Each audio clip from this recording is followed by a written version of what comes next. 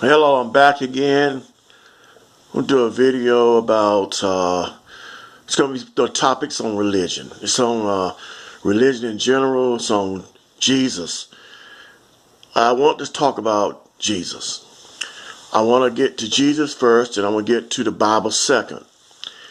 Do you know that the man called Jesus, that Christians worship as the Son of God, that Muslims call the great prophet, and that Jews claim is one of theirs?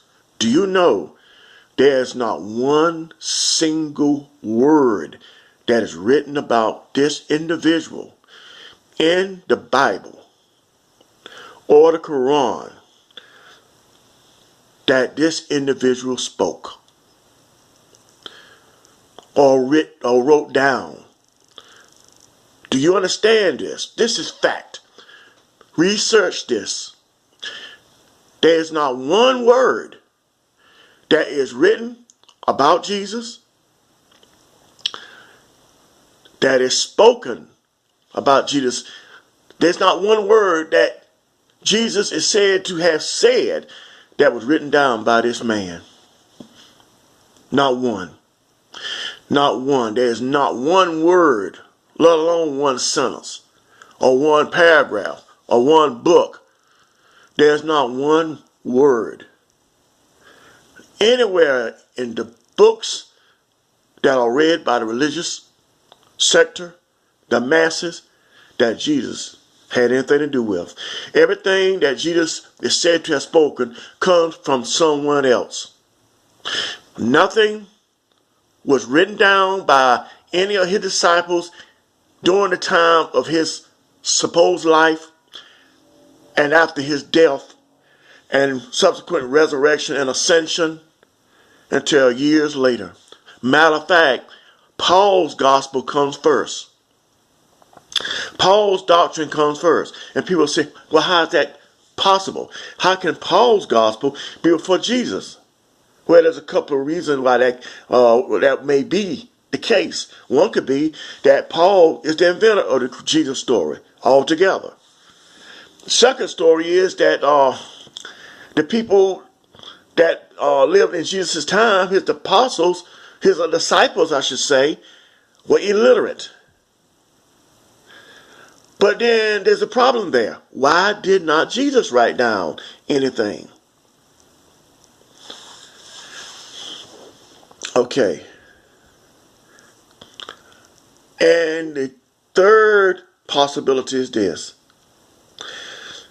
that Jesus didn't really exist, but the mind of Christ, the higher level mind, is what speaking and giving reference to a metaphor or a man known as Jesus, or said to be Jesus, but it's the higher mind. And in different cultures call it different things.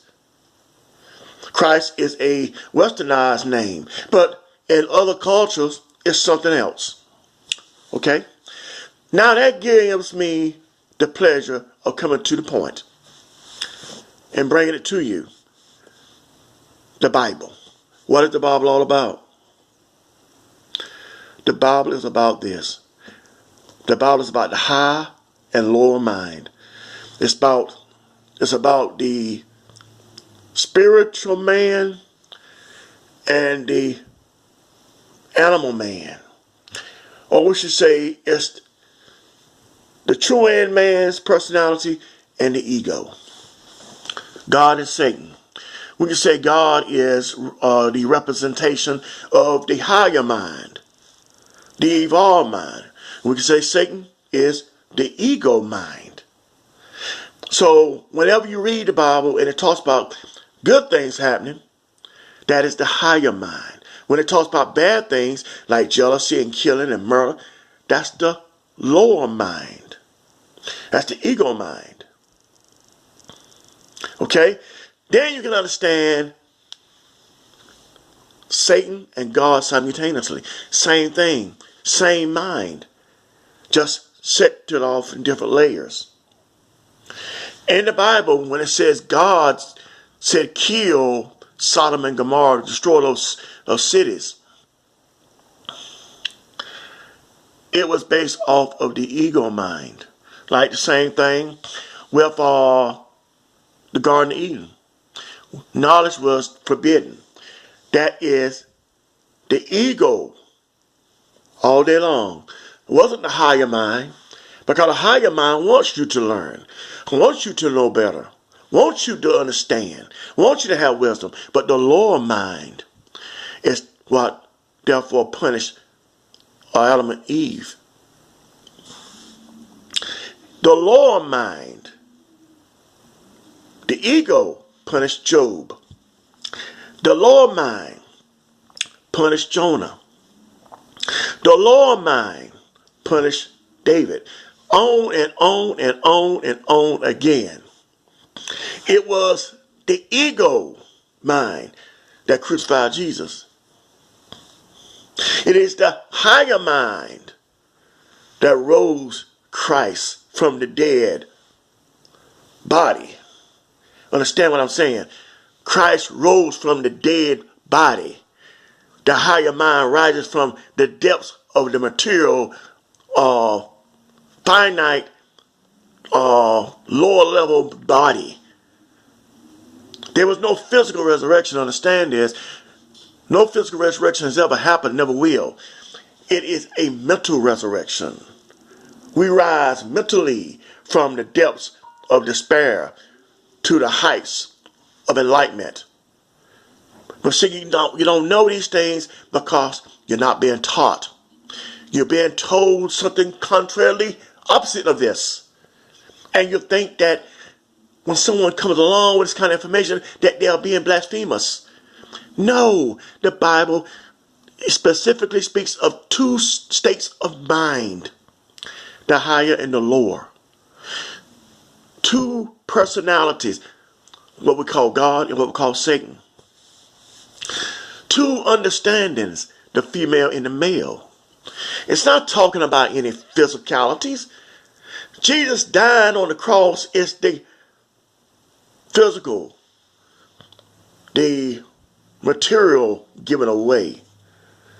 The rising from the dead is the mind coming together, opening up itself to new realms, to ascend to heaven, to the high echelon, the high levels of its existence, we call Christ.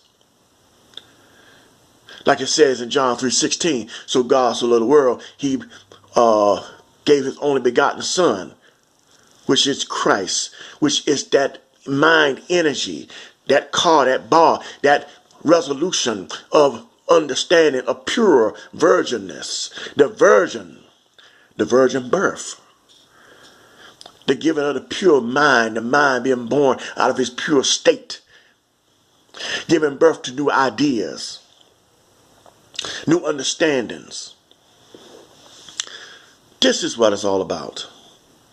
It's not about all this other stuff you've been taught, this other things about, the physical resurrection and, all this stuff about, God coming back as a physical form out of the sky. No. Christ returning symbolizes the mind, the pure mind of man coming back into its original state so that man can understand and know. That's what it means. The original mind of man come back in its pure state. It's not talking about something so outrageous and so obnoxious where you're looking for physicality, something physical to happen. That's what's wrong with us. We're looking for the physical reality. We're looking for this thing to be material. It's not. It's spiritual. It's mental. It's physical no more. It is spiritual. It is intellectual. That's what it's all about. It's psychology. For you to be reborn again. Reborn in your mind, your spirit. Your soul being reborn into a higher level. That's what being reborn again means.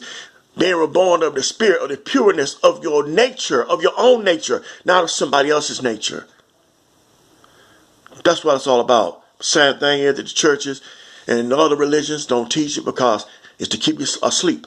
Remove the mind and you keep the man blind. Have a good day.